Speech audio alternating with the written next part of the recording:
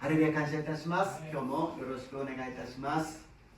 오늘 하나님의 말씀은 민수기 19장 11절부터 15절입니다. 今日の御言葉は民数記19章11節から15節までであります。2ページにわたっております。2ページとで있습니다. 함께 읽겠습니다. 読みましょう。どのような人の死体にでも触れるものは7日間汚れる。その者が3日目と7日目に汚れを清める水で罪の身を清める。清くならなければならない。3日目と7日目に罪の身を清めないなら清くないことはできない。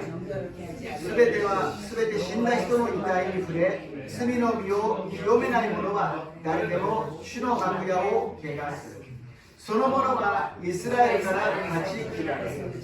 その者は汚れを清める水が振りかけられていないので、汚れており、その汚れがなおその者にあるからである。人が天幕の中で死んだ場合の教えは次の通りである。その天幕に入る者とその天幕の中にいる者は皆7日間汚れる。蓋をしていない口の開いた器も皆汚れる。아멘. 오늘도 5가지 말씀을 읽겠습니다. 5つの御言葉を一緒に読んでいきましょう。44番、伝道者の書8の3、王の前から慌てて退出するな、悪事に加担するな、王は自分の望むままを何でもするから。アメン。45番、エレズビテの手紙2の8、あなた方は恵みのゆえに信仰によって救われたの。それは自分自身から出たことではなく神からの賜物です。アメン。46番、第一テモテの手紙4の4、神が作られたものは皆良いもので感謝して受けるのに捨てるべきものは何一つありません。アメン。47番、ヨハネの福音書11の40、イエスは彼女に言われた。もしあなたが信じるなら、あなたは神の栄光を見ると私は言ったではありませんか。アメン。48番、第2ペテロの手紙3の9、主はある人たちが遅いと思っているようにその約束のことを遅らせておられるのではありません。かえってあなた方に対して忍耐深くあられるのであって、一人でも滅びることを望まず、すべての人が悔い改めに進むことを望んでおられるのです。アメン。今日私は民数記19章11節から15節までの御言葉を用いて、神様に近づきなさい、神様に近づきなさいという題で恵みを分かち合いたいと思います。오늘 민수기 19장 11절부터 15절까지 말씀을 가지고 하나님을 가까이 하라, 하나님을 가까이 하라라는 제목으로 은혜를 나누고자 합니다. 우리는 구원을 받았습니다. 예수님을 믿고 구원을 받았습니다. 私たちは救われました。イエス様を信じて救われました。何もしてないけど、ただイエス様を信じて救いを受けたのであります。아무것도 한 것이 없지만 오직 예수님을 믿고 구원을 받았다라는 것입니다. 이 구원이라는 것은 영원히 변하지 않습니다. この救いは永遠に変わることがありません。どのぐらい変わらないかというと、教会に行かなくなったり、祈りをしなくなったり、神様のことを関心なく一人で勝手に暮らしたとしても、イエス様を信じますと告白したその告白を神様は覚えてくださり、その救いは継続するのであります。어느 정도 우리가 구원을 받은 것이 변치 않느냐면, 교회를 안 가고 기도도 안 가고 안 하고 하나님을 섬기지도 않고 자기 마음대로 막 생활을 한다 하더라도 하나님을 절대로 우리가 예수님을 믿습니다라고 고백한 것을 잊지 않으시고 그 구원은 계속 된다는 것입니다. 그러면 목사님, 우리는 열심히 예배드리고 기도하고 있는데 이것과 하고 아무것도 안 하는 사람하고 똑같습니까? そしたら先生、一生懸命礼拝を捧げて信仰生活する人と何もしない人と同じ救いだというんですか？はい、同じ救いです。 똑같은 구원입니다. 아니 좀 이상한데요. 그러는 거 아닌 거 아니에요? 저도違うんじゃないですか? はい、少し違います。何が違うのか。放蕩息子の話があります。돌아온 탕자의 비유가 있습니다. 아버지의 말을 듣지 않고 재산을 갖고 먼 데로 가서 자기 마음대로 생활을 했어요. ほと息子の話は親の財産を先にもらって、そしてお父さんの手の届かない遠くに行って自分勝手な生活をした、やりたい通りにした、飲みを食えよと放蕩な生活をした방탕한 생활을 했어요. 마시고 먹고 놀았어요. 근데 돈이 다 없어지고 나니까 이제 배고파서 죽을 것 같아요. 그래서 아버지 생각이 나는 것입니다. 아버지라고 이제 부를 수 없다. 아들이 아니다. 그냥 품꾼으로 그냥 가서 일을 할 테니까 뭐든지 할 테니까 먹고 살기만 해달라고 아버지 집으로 가자고 이야기합니다. だけども湯水のように使ったお金はなくなってしまい、お腹が空いて死にそうだ。このまま死ぬわけにはいかない。そうだ、父の家に行けば食べるものがある。もう父とも言わないし、息子だとも言わなくてもいい。ただ雇い人になって私は働いて食べるだけでいいから、そうだ、父の家に帰ろう。だけども父の家に近くに行ったら、父は年老いた父が遠くから待っていて、その息子のところに走り寄ってくるのです。そしてその息子に、お前は息子じゃない、なんで来たんだ、出て行けって言うんではなく、抱いて口づけをしてあげるのであります。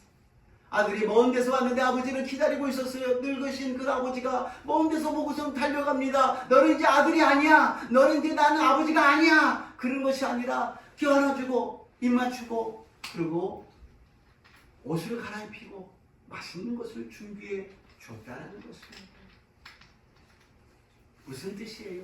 우리가 아무리 방탕하고 죄짓고 하나님 말씀을 안 듣는다 할지라도 우리가 하나님께 돌아간다면, 하나님 아버지에 돌아간다면, 하나님 아버지는 우리를 품어주시고 우리를 책망하는 것이 아니라, 혼내는 것이 아니라 잘 왔다고 안아주실 줄로 믿습니다. いかなる私たちが罪を犯して神様の言うことを聞かなかったとしても、神様のところに立ち返れば、神様のところに帰れば、父の家に帰れば、私たちを叱ったり怒ったりするんではなく、私たちを抱いて愛してくださる神様だと信じます。 그런데 여기서 잠깐 다른 게 있어요. 장남은 자기 집에 있었잖아요. 깨끗한 옷을 입고 그리고 말을 잘 듣고 있었어요. 그 아들하고 방탕하고 돌아온 이 아들하고의 차이가 무엇일까?長男がいました。長男はいつも父親と一緒にいて、きれいな服を着て言うことを聞いていた長男がいましたが、この放として帰ってきたこの息子と何が違うのか? 아버지는 생각했을 것입니다.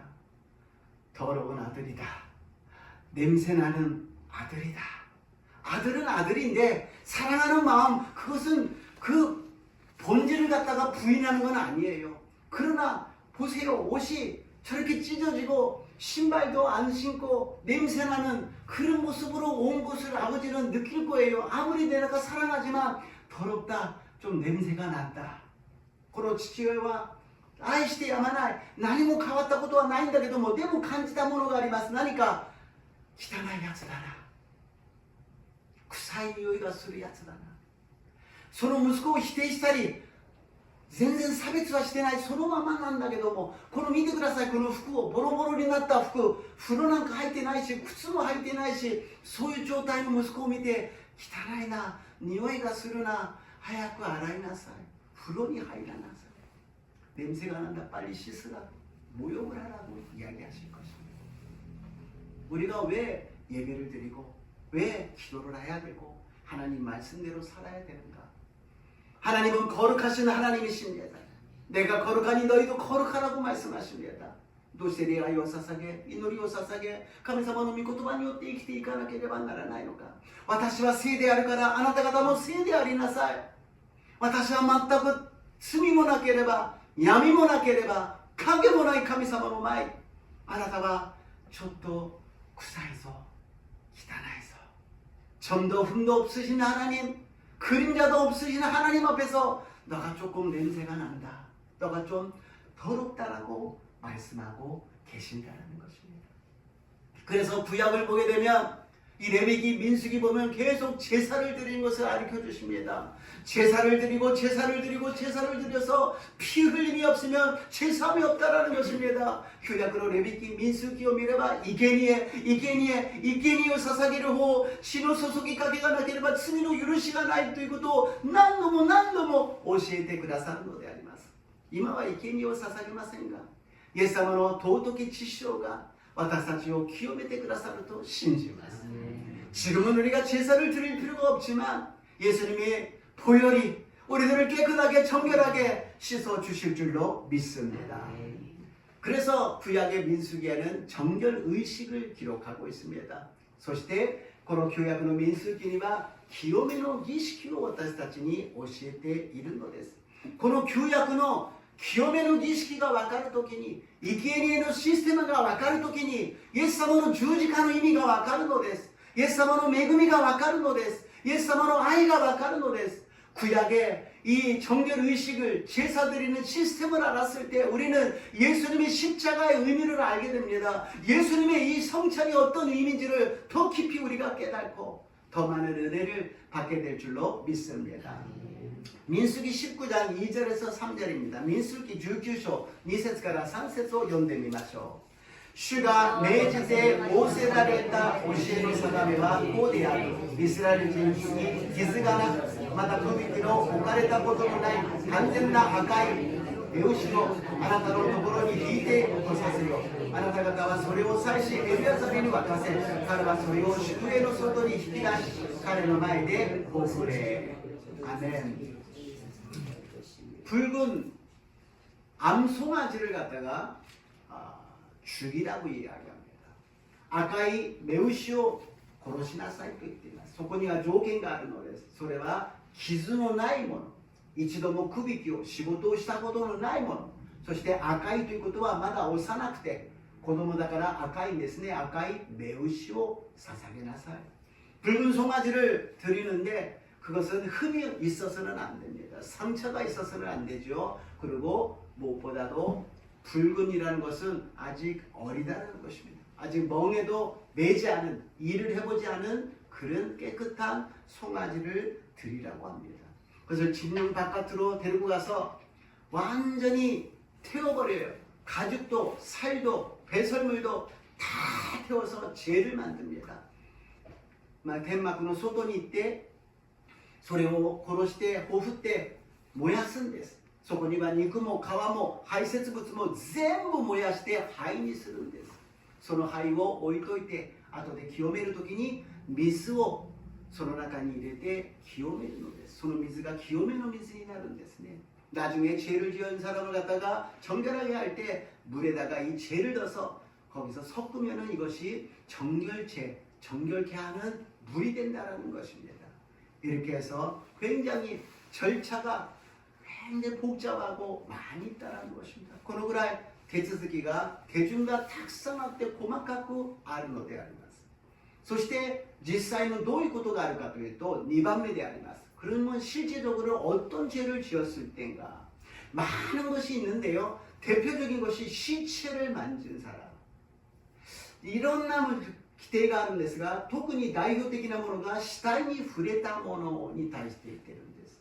これを私たちが読むときにはそのまま通ってしまうんですが、なぜ死体をこれまで触ってはいけないということを聖書は言っているんだろうか。왜 성경에는 이 시체에 대해서 만진 것에 대해서 절대로 안 된다, 부정하다라고 이야기할까요? 민수기 19장 11절에서 12절입니다. 민수기 19장 11節 12節読んでみましょう。 どのような人の死体にでも触れる者は7日間なり、その者は3日目と7日目に汚れを清める水で罪の身を清め、清くならなければならない。3日目と7日目に罪の身を清めないなら清くなることはできない。アメン。 여기에서 진영 밖에서 시체를, 그러니까 우리가 생활 속에서 이 교회 바깥에서 생활을 하다가 시체를 만지거나 거기에 관계한 것에 대해서 죄라는 것입니다. 私たちがこの陣営天幕の外でありますね、教会の外で一般の生活をしながら死体に触れること、それに関わったことに対しての汚れだということなんですね。この死体は聖書では何を言っているかというと 시체 사망은 성경에서 무엇을 이야기하냐면 죽어 있는 것. 하나님은 죽음이 없어요. 사망이 없어요. 근데 죽음이라는 것은 하나님께서는 있을 수가 없는 것입니다.死というものは死ぬということは神様にはありえないことなんです。それが死ということはキリストから遠ざかることなんです。 죽음이라는 것은 생명, 나는 부활이요 생명이라는 예수님과 멀어지는 것입니다. 私はよみがえりです、命ですというイエス様から遠くなってしまうことを言っているのであります。そして触れるということはどういうことでしょうか。 만진다라는 것은 다음 장으로 가면은 触れるということ、 만진다는 것은 무엇입니까? 가까이 한다, 참여한다, 함께 한다라는 거예요. 죽음하고 함께하고 같이 거기에 있다라는 것입니다. 触れるとは近づくこと、参加すること、共にするということであります。今、神様と関係ないイエス様から離れないところに近づき、参加して、共にそこにいるということです。神様が私たちと共におられなければならないのに、死が一緒にいて神様から離れているということであります。 하나님이 우리 함께 계셔야 되는데 하나님이 아니라 사망하는 우리 만지면은 사망하고 같이 있다라는 것입니다. 우리가 무엇을 만지고 있는지, 내가 지금 어느 곳에 있는지를 항상 생각해야 된다는 것입니다. 私たちが今何を触っているのか、今私はどこにいるのか、どこに近づいているのかを考えなければならないということですね。それはどういうことかというと、もう少し詳しく言うと、悪魔か神様かということなんです。 더 깊이 들어가면 무슨 뜻이냐? 마귀냐? 하나님이냐? 이렇게 구분이 된다라는 것입니다. 야고보서 4장 7절에서 8절입니다. 야고보로 대감이 4章7節8節を読んでみましょう。ですから神に従いなさい。そして悪魔に立ち向かいなさい。そうすれば悪魔をあなた方から逃げ去ります。神に近づきなさい。そうすれば神はあなた方に近づいてくださいます。罪ある人たち手を洗い清めなさい。二心の人たち心を清くしなさい。アメン。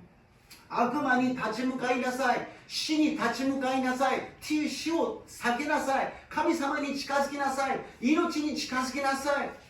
마귀를 대적하라. 죽음을 대적하라. 죽음을 피하라. 하나님을 가까이 하라. 생명을 가까이 하라는 것입니다. 우리는 구원받았어요. 구원받았다는 것은 무엇입니까? 생명을 얻었다는 것입니다.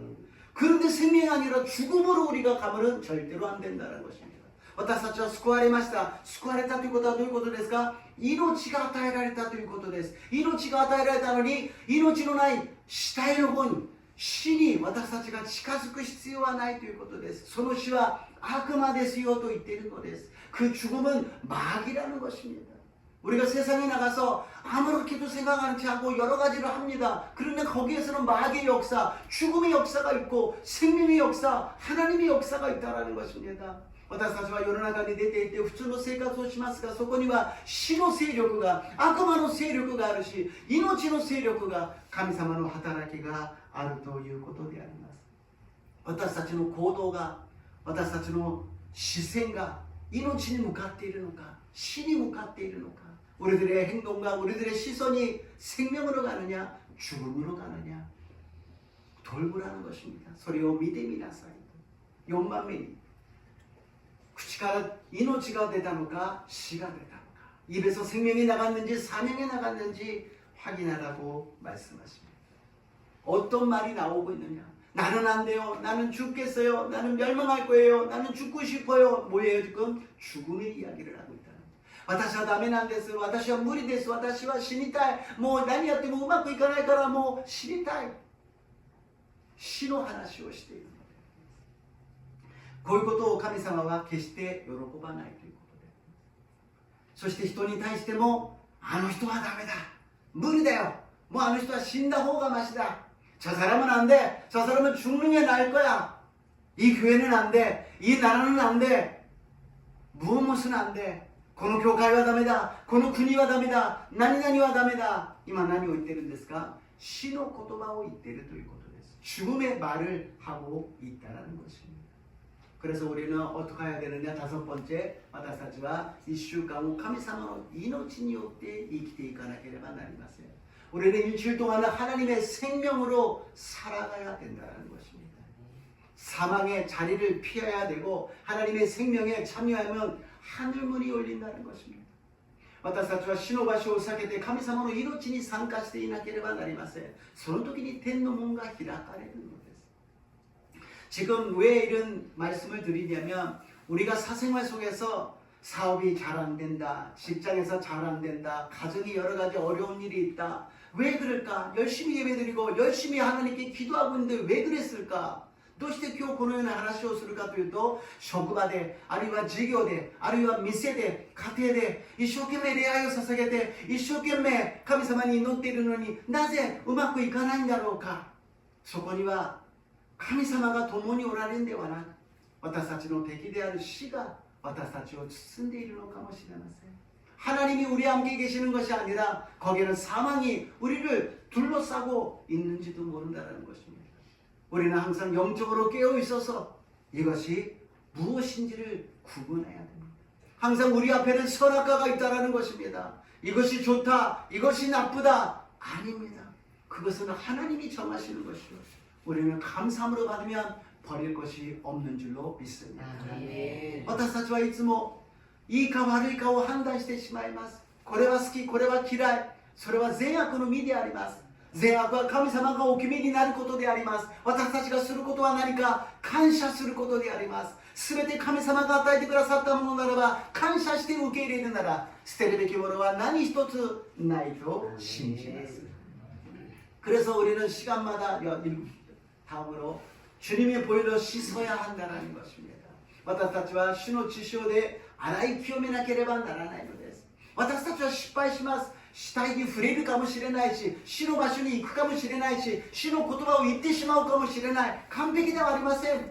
だけどもそのまま行ってはいけないということです。 우리는 시체를 만질 수도 있고 사망의 자리에 있을 수도 있고 또 죽이는 말을 할 수도 있어요. 우리는 완벽하지 않습니다. 그러나 그대로 있어서는 안 된다는 것입니다. 그때 우리는 항상 예수님의 보혈을 의지하여서 회개하고 씻어야 된다는 것입니다. 私たちはイエス様の血潮で清めていかなければならないということであります。 돌아온 당자가 들어왔는데 씻지도 않고 그대로 있다 그러면 되겠습니까? 帰ってきた法と息子がいくら帰ってきたからといって洗わないで風呂に入らないでそのままでずっといることができるでしょうか。それとも一回家に帰ってきて一回風呂に入ったからそれからはもう風呂に入らなくていい、洗わなくていいということではないということです。 돌아온 당자가 한번 깨끗하게 모욕 들어갔다고 다음에는 씻을 필요가 없느냐, 모욕을 안 할 필요가 있느냐, 그런 것이 아니라는 것입니다. 우리는 날마다 회사에 사업장에 도착했을 때, 집에 도착했을 때, 교회 도착했을 때 항상 보혈을 의지하고 주님의 보혈로 깨끗하게 씻으시기를 주님의 이름으로 축복합니다. 私たちは常に家に帰るとき、職場に行くとき、あるいはどこかの場所に行ったときに常にイエス様の血潮で清めてきれいになりますように主の皆によって祝福いたします。そして3番目 天幕の中で死体に触れたものであります。 세 번째 진영 안에서 시체를 만진 자라고 이야기합니다. 아까까지는 진영이라 그랬죠. 성막이라 그랬죠. 그러니까는 교회 바깥에서 시체를 만지고 거기에 가까이 간 사람. 今まではこの天幕の外だと言いましたね。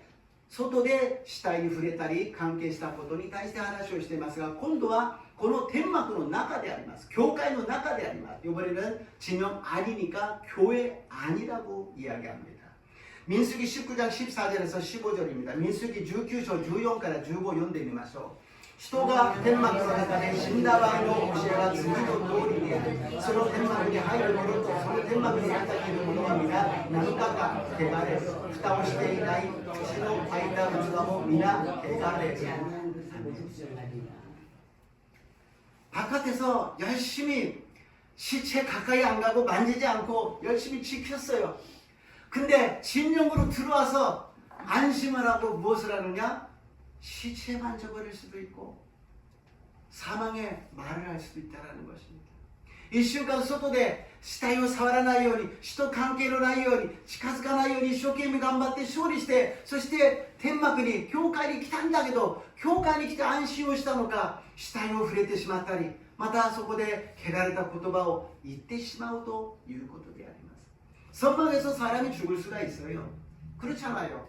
그런데 그것을 만진 사람은 더러워지기 때문에 부정해지기 때문에 또 바깥에 나가서 정결 의식하고 돌아와야 된다는 것입니다. 陣営の中で天幕の中で人が死ぬことはありえます。だけどもそれを片付けるときに、装飾をするときに触れてしまい、関係すれば汚れたので、この清めの水によって清めなければならないということであります。더 구체적으로 말씀드리면 교회에 와서 부정적으로 말하는 사람이 있다는 것입니다. もっと具体的に言えば教会の中に来たんだけども否定的な言葉を言う時があるということです。今日の説教は恵まれなかったとか、あの人の表情は良くなかったとか、あの人の態度は何だとか、いろんなことを言うことがありえます。 오늘 설교는 별로 은혜가 안 됐다라든지, 저 사람의 표정이 안 좋았다라든지, 저 사람의 태도는 좀 나한테는 기분이 나쁘다라는 이야기도 할 수 있다라는 것입니다. 그러나 그때 그릇이 있는데 뚜껑이 열렸으면 어떻게 된다고요? 부정된다고 이야기합니다. その時器が口を開けて蓋をしてなければどうなるかと言ったら汚れると言いました。私たちの心の蓋を開いたままそれを全部受け入れてしまったら私たちは汚れてしまうということです。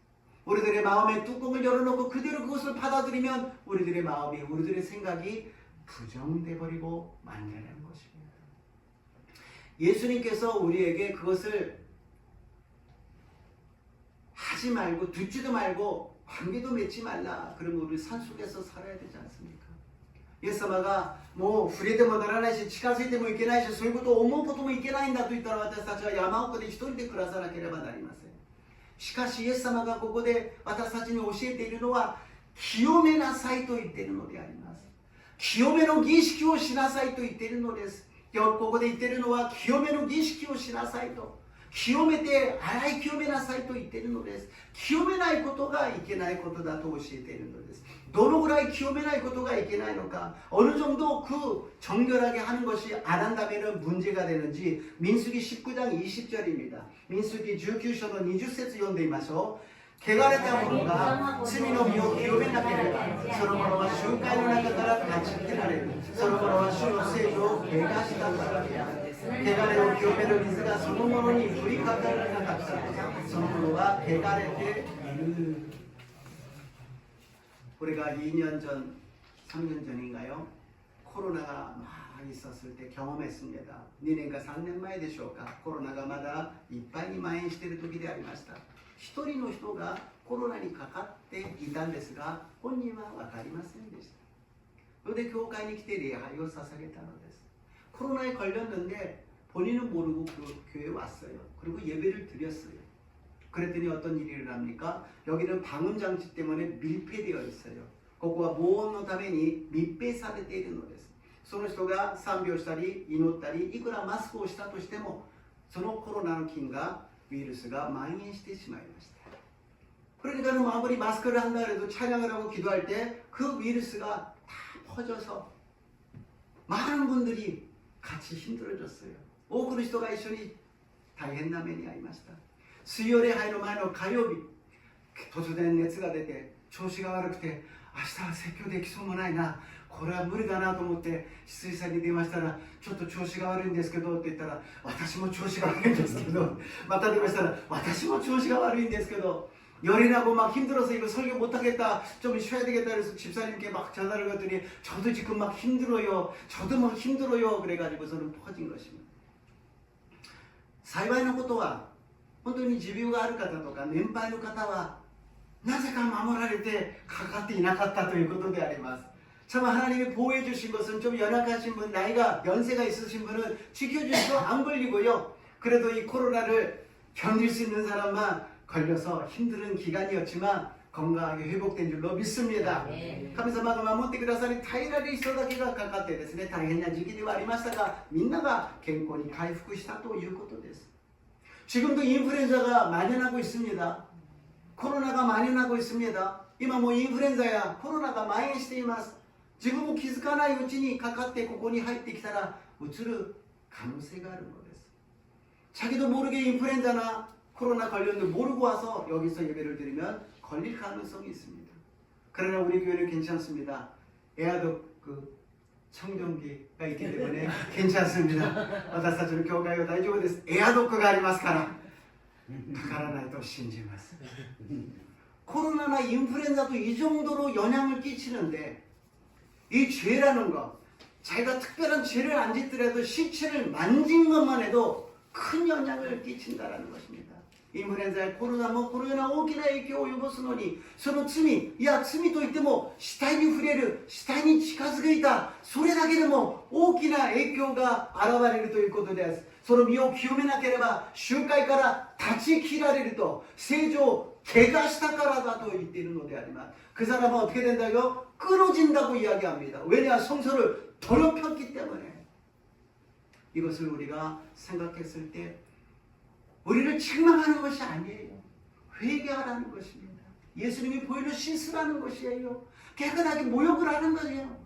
깨끗하게 씻으라는 거예요. 소독을 하는 거예요. これ私たちを叱責しているわけじゃありません。私たちに清めなさいと、手をきれいに洗いなさい、お風呂に入りなさい、消毒をしなさいと私たちに教えてくださっていると信じます。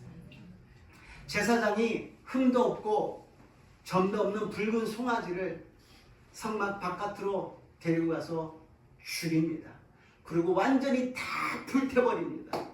사이시조가 その赤い目牛を天幕の外に連れて行って、まだ幼いその牛を燃やすんです。全部燃やして灰にしてしまうんです。 예수님의 모습입니다. 예수님이 예루살렘의 성전에 계셔야 되는데 성전 바깥으로 골고다 언덕에 가서 몸짓기시고 피 흘리시고 물방울과 피를 다 쏟으시고 죽으셨다라는 것입니다. イエス様の姿であります。エルサレムの聖殿にいるべきイエス様がその聖殿ではなくエルサレムの町ではなく外に出ていってゴルゴダの丘で血を流し肉裂かれ全ての血と水を流されて十字架で死なれたということであります。ああ、イエス様気の毒にかわいそうに大変だったんですね。 예수님 힘드셨죠? 아프셨죠? 참 고생 많으셨습니다. 아니에요. 나를 위해서, 나 때문에 내가 죄를 짓고 더러운 모습으로 그대로 있기 때문에 죄 짓고 더러운 것을 할 수 없지만 깨끗하게 씻지 않았기 때문에 私たちのためなんです。私のためなんです。私たちが罪を犯し汚れているそのことなんです。でも罪を犯し汚れてしまったことは仕方がないけど、それを清めないから、それを洗わないから問題だと私たちに教えているのであります。ヘブル人への手紙13章11節から12節です。ヒブリ書13장 11절에서 12절을 읽겠습니다. 読みます。動物の血は罪のための供え物として大祭司によって聖女の中まで持っていかれますが、体は宿営の外で焼かれるからです。ですからイエスもご自身の血によって民を聖なるものとするために門の外で苦しみを受けられました。 예수님께서 우리를 죽음에서 생명으로 옮겨주셨습니다. 우리에게 생명을 주셨어요. 그냥 100년, 200년의 생명이 아니라 영원한 생명을 주셨습니다. イエス様は私たちを死から命へと移してくださいました。100年、200年のその命ではありません。永遠の命を与えてくださったのであります。私たちはその命を大切にしなければなりません。 우리는 그 생명을 귀하게 여겨야 된다는 것입니다. 그랬을 때 우리가 해야 되는 것은 무엇이냐? 회개를 해야 된다. 나는 죄인이라는 것입니다. 주님 없이는 나는 살아갈 수 없다는 것입니다. 주님이 도와주시고 주님의 은혜를 허락하여 주시옵소서. 그렇게 하고 살아가는 것이 믿음의 생활이요. 행복한 주님이 만들어주신 길인 줄로 믿습니다. イエス様は私は罪人です。私を清めてください。あなたの恵みなしには生きていくことができません。あなたの道を進んでまいります。これが信仰の道であり、これが祝福の道であり、これが命の道になると信じます。結論です。第一テサロニケ4章の7節から8節です。テサロニケ전서 4장 7절에서 8절 결론입니다. 함께 읽겠습니다. 読みましょう。 神が私たちを召されたのは汚れを行わせるためではなく清潔を見させるためです。ですからこのことを拒む者は人を拒むのではなくあなた方に聖霊をお与えになる神を拒むのです。アメン。 하나님이 우리를 구원해 주신 것은 생명을 주신 것은 부정해지라고 더러워지라고 우리를 불러주신 것이 아니라는 것입니다. 정결하기 위해서 우리를 불러주셨다라는 것입니다. 이것을 안 하는 것은, 회개를 안 하는 것은, 예수님의 보혈을 의지하지 않는 것은 사람을 거절하는 것이 아니라 하나님을 거절하는 것이요 성령을 거절하는 것이라고 이야기하고 있습니다. 神様が私たちを救ってくださり、召してくださったのは汚れた生活をするためではなく、清く生きるためだというのであります。きれいに洗って清めて生きていきなさいとおっしゃるのです。この清めること、悔い改めること、イエス様の知識を頼らないことは人を拒むんではなく、神様を、聖霊様を拒むことだと言っているのであります。 우리는 해야 될 것이 하나 있습니다. 무엇이냐? 회개인 줄로 믿습니다. 2025년도 이 마지막에 우리가 해야 될 것은 집안 청소가 아니라, 가게 청소가 아니라, 교회 청소가 아니라 우리들의 마음에, 우리들의 영혼에 회개인 줄로 믿습니다. この2025年度締めくくりとしてしなければいけないのは家の大掃除ではありません。店の掃除でもなければ教会の掃除ではありません。私たちの心、私たちの魂の悔い改めだと信じます。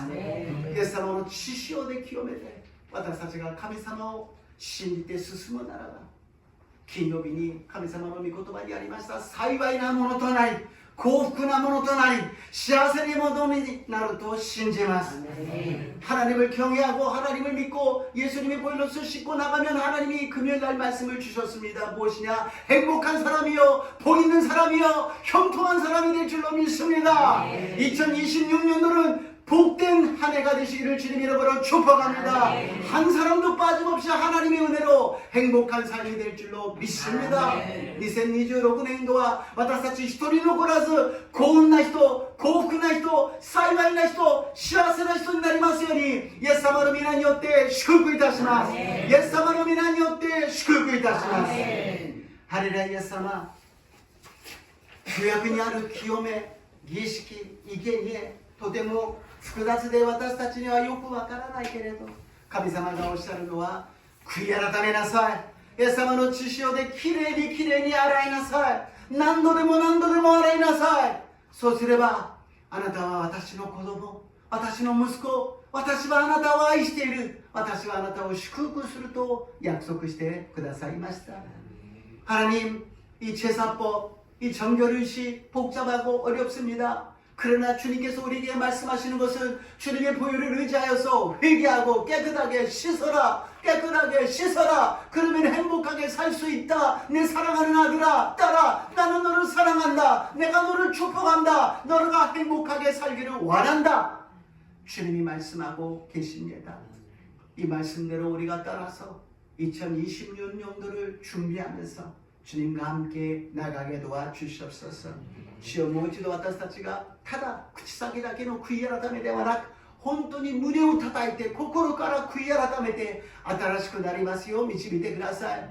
말로만 회개하는 것이 아니라 정말 가슴을 치면서 진정한 회개를 하여서 새로운 사람이 되게 도와주시옵소서. 이전 것은 지나갔으니 보라 새 것이 되었도다. 불의 면하스기 사태미여 스베테가 아따라시그 나리마시다. すべてを感謝し、イエス様の皆によってお祈りいたします。イエスに見るものを祈祷드리옵나이다。アメン。賛美を捧げて祈ってまいります。